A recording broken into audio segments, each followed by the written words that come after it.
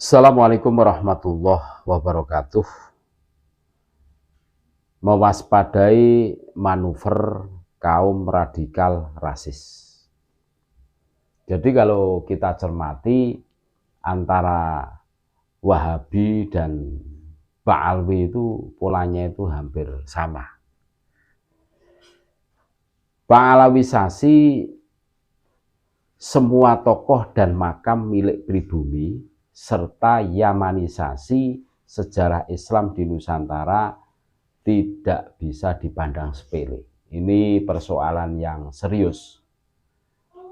Pengetahuan sejarah merupakan hal penting yang diwariskan pada generasi penerus. Kita bisa membayangkan apa jadinya jika catatan sejarah yang diwariskan itu mengalami pembelokan. Konsekuensinya ialah para generasi penerus akan kehilangan perspektif sejarah yang benar. Tuh.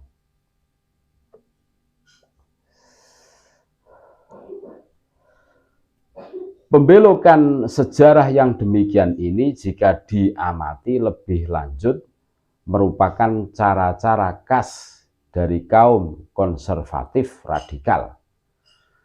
Seperti kita lihat dalam beberapa tahun terakhir ini, bagaimana mereka selalu berupaya keras menulis ulang sejarah kemerdekaan Indonesia dari perspektif golongan mereka. Tidak segan-segan mereka memba'alawikan nama-nama tokoh yang berperan langsung dalam berdirinya NKRI. Kerap kali pula mereka membelokkan fakta sejarah dengan mengarang cerita-cerita yang belum jelas benar kebenarannya dan merendahkan pribumi. Misalnya saja, kisah Hobbes yang menyebut bahwa bendera merah putih yang menciptakan golongan mereka dan hanya dari golongannya yang menjadi pimpinan gerakan atau penggerak perjuangan. Sedang pribumi hanyalah rakyat biasa. Atau keyakinan semu bahwa Nusantara dalam sejarahnya bagian dari peta dakwah Pahlawi Yaman, sehingga dimanipulasi bahwa raja-raja Islam di Nusantara nasabnya tersambung ke Pahlawi. Dan ini sudah terjadi.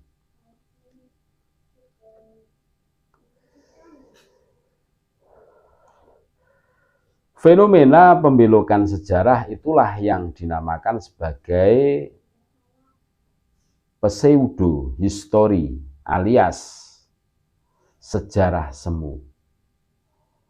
Fakta sejarah dibelokkan, bahkan dihapus dan diganti dengan narasi cerita hayalan yang diklaim sebagai fakta sejarah.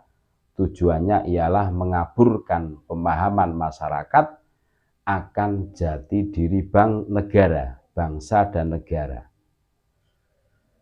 Dan bangsanya lalu mencerabutnya dari akar di mana ia tumbuh berasal. Fenomena pseudo-histori ada tidak lain merupakan bagian dari strategi dalam perang ideologi. Dalam konteks Indonesia kontemporer, perang ideologi yang dimaksud ialah antara ideologi nasionalisme yang pro NKRI dan Pancasila dan ideologi Islamisme, khilafahisme yang anti NKRI dan Pancasila.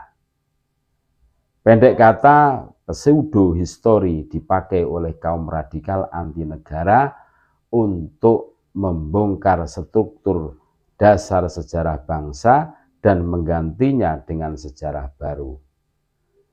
Jika akar kesejarahan masyarakat itu telah tercerabut, maka akan dengan mudah ideologi asing masuk dan mendominasi sebagai kekuatan baru.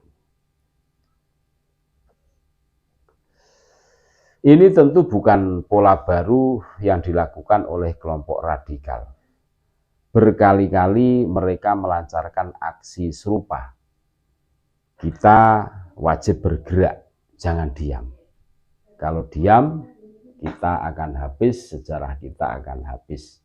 Dan tentunya imbasnya akan menimpa kepada anak cucu generasi yang akan datang. Terima kasih. Tetap NKRI harga mati. Assalamualaikum warahmatullahi wabarakatuh.